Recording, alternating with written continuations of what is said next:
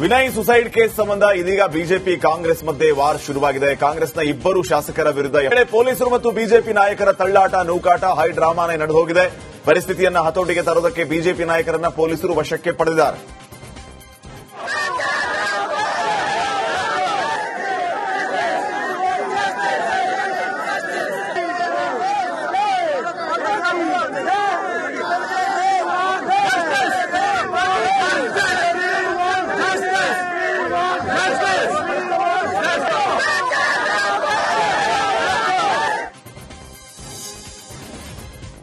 ಇನ್ನು ಮಡಿಕೇರಿಯಲ್ಲಿ ನಡೀತಾ ಇರುವಂತಹ ಪ್ರತಿಭಟನೆಯಲ್ಲಿ ಸಂಸದ ಯದುವೀರ್ ಒಡೆಯರ್ ಕೂಡ ಭಾಗಿಯಾಗಿದ್ದರು. ಈ ವೇಳೆ ವಿನಯ್ ಆತ್ಮಹತ್ಯೆ ವಿಚಾರಕ್ಕೆ ಪ್ರತಿಕ್ರಿಯಿಸಿದ ಅವರು, ಕೊಡಗಿನ ಕಾರ್ಯಕರ್ತರ ಪರವಾಗಿ ನಾನಿದ್ದೇನೆ. ವಿನಯ್ ಸೋಮಯ್ಯ ಕುಟುಂಬದ ಪರ ಬಿಜೆಪಿ ಇದೆ. ಕೊಡಗಿನ ಇಬ್ಬರು ಕೈ ಶಾಸಕರು ದ್ವೇಷದ ರಾಜಕಾರಣ ಮಾಡ್ತಾ ಇದ್ದಾರೆ. ಇಬ್ಬರು ಶಾಸಕರ ಮೇಲೆ ಎಫ್ಐಆರ್ ದಾಖಲಾಗಬೇಕು ಅಂತ ಕಿಡಿಕಾರಿದರು. ಪ್ರಥಮವಾಗಿ ನಾನು ಅವ್ರಿಗೆ ಹೇಳಿದವರಿಗೆಲ್ಲರೂ ಬಿಕಾಸ್ ಇಷ್ಟೇ ಸರ್ಕಾರದಲ್ಲಿ ಒಬ್ಬ ಗಜನಿ ಮತ್ತೊಬ್ಬ ಮಲ್ಲಿಕಾಫರ್ ಆಡಳಿತ ಇದೆ ಅಂತ ಹೇಳಿ ಕಾಂಗ್ರೆಸ್ನ ವಿರುದ್ಧ ಕುಮಾರಸ್ವಾಮಿ ವಾಗ್ದಾಳಿ ನಡೆಸಿದರು. ಬೆಂಗಳೂರಿನಲ್ಲಿ ಮಾತನಾಡಿದ ಅವರು, ರಾಜ್ಯ ಸರ್ಕಾರದಲ್ಲಿ ಎಲ್ಲದಕ್ಕೂ ಟ್ಯಾಕ್ಸ್ ಹಾಕ್ತಾ ಇದ್ದಾರೆ. ರಾಜ್ಯದಲ್ಲಿ ಮುಸ್ಲಿಮರಿಗೆ 4% ಕಾಮಗಾರಿಯಲ್ಲಿ ಮೀಸಲಾತಿ ನೀಡಲಾಗಿದೆ ಅಂತ ಕಿಡಿಕಾರಿದರು. ಈ ಸರ್ಕಾರದ ಹಲವಾರು ರೀತಿಯ ಅಕ್ರಮಗಳು, ದರೋಡೆ ಕೆಲಸ ನಡೀತಾ ಇರತಕ್ಕಂಥದ್ದೇನಿದೆ ಅದೆಲ್ಲ ಹಿಂದೆ ಗಜನಿ ಮೊಹಮ್ಮದ್ದು ಮತ್ತೆ ಯಾರು ಇದ್ರಲ್ಲಪ್ಪ, ಏನು ಹೆಸರುಗಳು ಯಾವ್ದು ಇದೆಯಪ್ಪ, ಆ ಒಂದು ವಾತಾವರಣದಲ್ಲಿ ಹಿಂದೆ 3 ಜನ ಇದ್ದಂತಲ್ಲ ಯಾರು ಪ್ರಮುಖವಾಗಿ ಅಂತ ವ್ಯಕ್ತಿಗಳು ಇವತ್ತು ಈ ರಾಜ್ಯದಲ್ಲಿ ಆಡಳಿತ ನಡೆಸ್ತಾ ಇದ್ದಾರೆ ಅನ್ನತಕ್ಕಂಥದ್ದು ನನ್ನ ಅಭಿಪ್ರಾಯ. ಈ ಸರ್ಕಾರದ ಹಲವಾರು ರೀತಿಯ ಅಕ್ರಮಗಳು, ದರೋಡೆ ಕೆಲಸ ನಡೀತಾ ಇರತಕ್ಕಂಥದ್ದೇನಿದೆ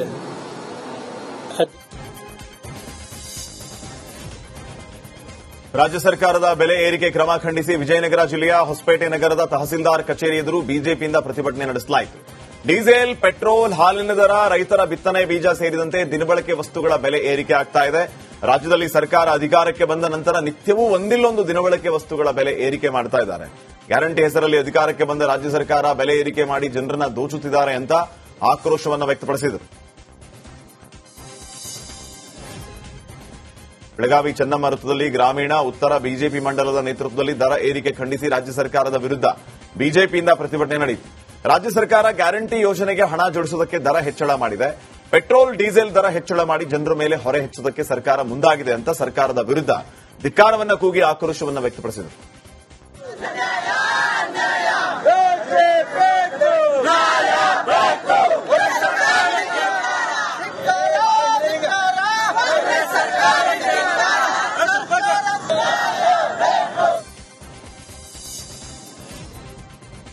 ರಾಜ್ಯದಲ್ಲಿ ಬೆಲೆ ಏರಿಕೆ ವಿರೋಧಿಸಿ ತುಮಕೂರು ಜಿಲ್ಲಾ ಬಿಜೆಪಿ ಪ್ರತಿಭಟನೆ ನಡೆಸಿದೆ. ತುಮಕೂರಿನ ಡಿಸಿ ಕಚೇರಿ ಎದುರು ರಾಜ್ಯ ಸರ್ಕಾರದ ವಿರುದ್ಧ ಘೋಷಣೆ ಕೂಗಿ ಪ್ರತಿಭಟನೆ ನಡೆಸಲಾಯಿತು.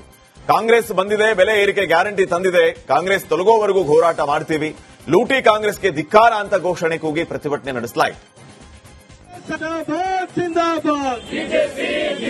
ದುಷ್ಟ ಕಾಂಗ್ರೆಸ್ ಸರ್ಕಾರಕ್ಕೆ, ಭ್ರಷ್ಟಲಿನ ದರವನ್ನು ಏರಿಸಿರುವ ಕಾಂಗ್ರೆಸ್ ಸರ್ಕಾರಕ್ಕೆ, ಸರ್ಕಾರಿ ಸುಧಾಕಿ, ಭಾರತ್ ಮಾತಾ ಕಿ ಜಿಂದಾಬಾದ್ ಜಿಂದಾಬಾದ್. ದುಷ್ಟ ಕಾಂಗ್ರೆಸ್ ಸರ್ಕಾರಕ್ಕೆ, ಭ್ರಷ್ಟಲಿನ ದರವನ್ನು ಏರಿಸಿರುವ ಕಾಂಗ್ರೆಸ್ ಸರ್ಕಾರಕ್ಕೆ,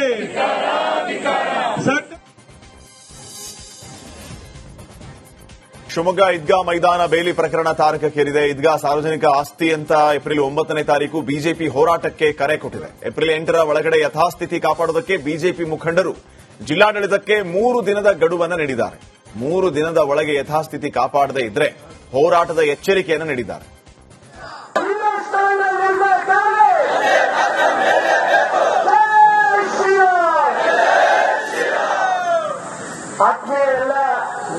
ಕಾರ್ಯಕರ್ತ ಬಂದೇವೆ.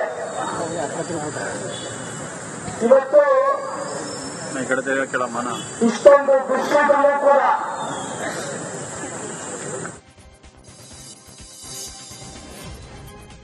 ಶಿವಮೊಗ್ಗದಲ್ಲಿ ಸಾರ್ವಜನಿಕ ಮೈದಾನದಲ್ಲಿ ರೈಲ್ವೆ ಇಲಾಖೆಯ ಕಂಬಿ ಬಳಸಿದ್ದಕ್ಕೆ ಯಾಕೆ ಕೇಸ್ ಮಾಡಿಲ್ಲ ಅಂತ ಈಶ್ವರಪ್ಪ, ಡಿಸಿ ಗುರುದತ್ ಹೆಗಡೆ ಎದುರಲ್ಲೇ ಎಸ್ಪಿ ಮಿಥುನ್ ಕುಮಾರ್ಗೆ ಆವಾಜ್ ಹಾಕಿದ್ದಾರೆ. ನಿಮ್ಮ ಇಲಾಖೆ ಬದುಕಿದೆಯೋ ಇಲ್ವೋ ಗೊತ್ತಿಲ್ಲ, ಅರೆಸ್ಟ್ ಮಾಡಬೇಕಾಗಿತ್ತು, ಯಾಕೆ ಇಲ್ಲಿವರೆಗೆ ಅರೆಸ್ಟ್ ಮಾಡಿಲ್ಲ, ನಿಮಗೇನ್ ಕಣ್ ಕಾಣಲ್ವಾ ಅಂತ ಗರಂ ಆದ್ರು. ನಾಳೆ ಯತ್ನಾಳ್ ಪರ ಬೆಂಗಳೂರಿನಲ್ಲಿ ಪ್ರತಿಭಟನೆ ನಡೆಸಲಾಗುವುದು ಅಂತ ಬೆಂಗಳೂರಿನಲ್ಲಿ ಜಯ ಮೃತ್ಯುಂಜಯ ಸ್ವಾಮೀಜಿ ಹೇಳಿಕೆ ನೀಡಿದ್ದಾರೆ. ಬೆಂಗಳೂರಿನ ಟೌನ್ ಹಾಲ್ ಬಳಿ ಪ್ರತಿಭಟನೆ ಮಾಡ್ತೀವಿ, ಹಿಂದೂ ಪರ ಸಂಘಟನೆಗಳ ಜೊತೆ ಹೋರಾಟ ಮಾಡ್ತೀವಿ ಅಂತ ಹೇಳಿದರು. ಹುಕ್ಕೇರಿ ತಾಲೂಕಿನ ದಡ್ಡಿ, ಮಣಗುತ್ತಿ ಸೇರಿ ಕೆಲ ಗ್ರಾಮಗಳಲ್ಲಿ ಕಾಡಾನೆಗಳು ರೈತರ ಜಮೀನುಗಳಿಗೆ ನುಗ್ಗಿ ಫಸಲನ್ನ ಹಾಳು ಮಾಡ್ತಾ ಇದ್ದ ಹಿನ್ನೆಲೆ ಅರಣ್ಯ ಇಲಾಖೆ ಸಿಬ್ಬಂದಿ ಕಾಡಾನೆಯನ್ನ ಮಹಾರಾಷ್ಟ್ರದ ಅರಣ್ಯ ಪ್ರದೇಶದತ್ತ ಓಡಿಸಿದ್ದಾರೆ. ಉಡುಪಿಯ ಸಾಸ್ತಾನದಲ್ಲಿ ನಡೆದಂತಹ ದೇವರ ಮದುವೆಯಲ್ಲಿ ಸಾವಿರಾರು ಜನ ಭಾಗಿಯಾಗಿ ಸಂಭ್ರಮಿಸಿದರು. ಲೋಕ ಕಲ್ಯಾಣಾರ್ಥ ಶ್ರೀನಿವಾಸ ಕಲ್ಯಾಣ ಆಯೋಜನೆ ಮಾಡಲಾಗಿತ್ತು. ಸಾಲಿಗ್ರಾಮದ ಗುರು ನರಸಿಂಹ ದೇವಸ್ಥಾನದಿಂದ ಶ್ರೀನಿವಾಸ ದೇವರು ಮತ್ತು ಪದ್ಮಾವತಿ ಮೂರ್ತಿಯನ್ನ ಮೆರವಣಿಗೆ ಮಾಡಲಾಯಿತು. ಈ ಕಾರ್ಯಕ್ರಮದಲ್ಲಿ ನೂರಾರು ಭಕ್ತರು ಭಾಗಿಯಾಗಿದ್ದರು. ತುಮಕೂರು ಜಿಲ್ಲೆಯಲ್ಲಿ ಮೈಕ್ರೋ ಫೈನಾನ್ಸ್ ಕಿರುಕುಳ ನಿಂತಿಲ್ಲ. ಗೋವಿಂದಯ್ಯನ ಪಾಳ್ಯ ಗ್ರಾಮದ ರತ್ನಮ್ಮ ಅನ್ನೋ ಮಹಿಳೆ ಬಿಎಸ್ಎಸ್ ಖಾಸಗಿ ಫೈನಾನ್ಸ್ನಲ್ಲಿ ಸಾಲ ಪಡೆದಿದ್ರು. 1 ತಿಂಗಳ ಸಾಲದ ಹಣ ಪಾವತಿ ಮಾಡದಿದ್ದಕ್ಕೆ ಮನೆ ಬಳಿ ಬಂದು ಸಿಬ್ಬಂದಿ ಕಿರುಕುಳ ನೀಡಿದ್ದಾರೆ. ಕೋಲಾರದಲ್ಲಿ ಮತ್ತೆ ಅರಣ್ಯ ಇಲಾಖೆ ಹಾಗೂ ರೈತರ ನಡುವೆ ಸಂಘರ್ಷ ಶುರುವಾಗಿದೆ. ಕೋಲಾರ ಜಿಲ್ಲೆಯ ಶ್ರೀನಿವಾಸಪುರ ತಾಲೂಕು ಕೇತಗಾನಹಳ್ಳಿ ಗ್ರಾಮದ ಬಳಿ ಅರಣ್ಯ ಇಲಾಖೆ ಒತ್ತುವರಿ ತೆರವು ಮಾಡಿರುವ ಜಾಗದಲ್ಲಿ ಉಳುಮೆ ಮಾಡುವುದಕ್ಕೆ ರೈತರು ಮುಂದಾಗಿದ್ದಾರೆ. ಚಿಲ್ಲರೆ ಮದ್ಯ ಮಾರಾಟದ ಮೇಲೆ ಕನಿಷ್ಠ ಶೇಕಡ 20% ಲಾಭಾಂಶ ನೀಡುವುದು ಸೇರಿದಂತೆ ಹಲವು ಬೇಡಿಕೆಗಳ ಈಡೇರಿಕೆಗಾಗಿ ಬಳ್ಳಾರಿ ಜಿಲ್ಲಾ ಮದ್ಯ ಮಾರಾಟಗಾರರ ಸಂಘದಿಂದ ಡಿಸಿ ಕಚೇರಿಯ ಮುಂದೆ ಧರಣಿಯನ್ನು ನಡೆಸಲಾಯಿತು. ಪ್ರೀತಿಸಿದ ಜೋಡಿಗೆ ಪೊಲೀಸರು ಠಾಣೆಯಲ್ಲೇ ಮದುವೆ ಮಾಡಿಸಿದ ಘಟನೆಯೊಂದು ಶಿಡ್ಲಘಟ್ಟ ನಗರ ಪೊಲೀಸ್ ಠಾಣೆ ಆವರಣದಲ್ಲಿ ನಡೆದಿದೆ. ದೊಡ್ಡದಾಸೇನಹಳ್ಳಿಯ ಕಾರ್ತಿಕ್ ಹಾಗೂ ಶಿಡ್ಲಘಟ್ಟ ನಗರದ ನಿವಾಸಿ ಅಂಕಿತಾ 6 ವರ್ಷಗಳಿಂದ ಪ್ರೀತಿಸ್ತಾ ಇದ್ದು, ಮದುವೆಗೆ ಯುವತಿಯ ಪೋಷಕರಿಂದ ಭಾರೀ ವಿರೋಧ ವ್ಯಕ್ತವಾಗಿದೆ. ಇದರಿಂದ ಬೇಸತ್ತು ಪೊಲೀಸರ ಮೊರೆ ಹೋಗಿದ್ದ ಜೋಡಿಗೆ ಠಾಣೆ ಇನ್ಸ್ಪೆಕ್ಟರ್ ಶಾಸ್ತ್ರೋಕ್ತವಾಗಿ ಮದುವೆ ಮಾಡಿಸಿದ್ದಾರೆ. ಯಾದಗಿರಿ ಜಿಲ್ಲೆಯ ಶಹಾಪುರ ತಾಲೂಕಿನ ಸಗರ ಗ್ರಾಮದಲ್ಲಿ ಶ್ರೀಶೈಲ ಪಾದಯಾತ್ರೆಗೆ ಹೋದ ರೈತನ ಜಮೀನಲ್ಲಿ ಕಳ್ಳರು ಕೈಚಳಕ ತೋರಿದ್ದಾರೆ. 2 ಎಕರೆ ಜಾಗದಲ್ಲಿ ಬೆಳೆದಂತಹ ಜೋಳದ ತೆನೆ ಕೊಯ್ದ ಕಣಿಕೆ ಮಾತ್ರ ಬಿಟ್ಟು ಕಳ್ಳರು ಪರಾರಿಯಾಗಿದ್ದಾರೆ. ಗದಗ ನಗರದಲ್ಲಿ ಕಳ್ಳರ ಹಾವಳಿ ಮಿತಿ ಮೀರಿದೆ. 1 ತಿಂಗಳಲ್ಲಿ 5ಕ್ಕೂ ಹೆಚ್ಚು ಕಡೆ ಕಳ್ಳತನ ನಡೆದಿದೆ. ಈ ಬಗ್ಗೆ ಸಾಕಷ್ಟು ಬಾರಿ ದೂರು ನೀಡಿದರೂ ಪೊಲೀಸರು ಕಳ್ಳರನ್ನ ಹಿಡಿಯೋದಕ್ಕೆ ವಿಫಲವಾಗಿದ್ದಾರೆ ಅಂತ ಮಹಿಳೆಯರು ಆಕ್ರೋಶವನ್ನು ವ್ಯಕ್ತಪಡಿಸಿದ್ದಾರೆ.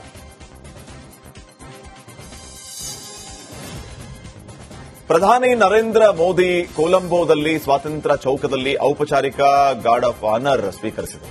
ಮೋದಿ 3 ದಿನಗಳ ಶ್ರೀಲಂಕಾ ಪ್ರವಾಸದಲ್ಲಿದ್ದು ಮೋದಿಯನ್ನ ಸಾಂಪ್ರದಾಯಿಕವಾಗಿ ಸ್ವಾಗತಿಸಲಾಯಿತು. ಪುಂಡರು ಬೈಕ್ಗಳನ್ನು ಮಾಡಿಫೈ ಮಾಡಿ ಏರಿಯಾದಲ್ಲಿ ಕರ್ಕಶ ಶಬ್ದ ಮಾಡ್ತಾ ಇದ್ರು. ಹೀಗಾಗಿ ಹರಿಯಾಣದ ಚಿಂದ್ ಪೊಲೀಸರು ಸೈಲೆನ್ಸರ್ಗಳನ್ನು ಬಿಚ್ಚಿಸಿ ನಜ್ಜುಗುಜ್ಜು ಮಾಡಿದ್ದಾರೆ.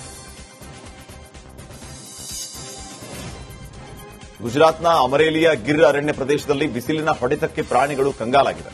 ಬಿಸಿಲಿನ ಹಿನ್ನೆಲೆ ಬೋನ್ನಲ್ಲಿ ಇರೋ ಸಿಂಹಗಳಿಗೆ ಎಸಿ ಮೂಲಕ ಮೈ ತಣ್ಣಗೆ ಮಾಡಲಾಗ್ತಾ ಇದೆ. ಕಾಡಿನ ಹೊಂಡದಲ್ಲಿ ನೀರು ಖಾಲಿಯಾಗಿದ್ದು ಅರಣ್ಯಾಧಿಕಾರಿಗಳು ಟ್ಯಾಂಕರ್ ಮೂಲಕ ನೀರು ತಂದು ಹಾಕ್ತಿದ್ದಾರೆ.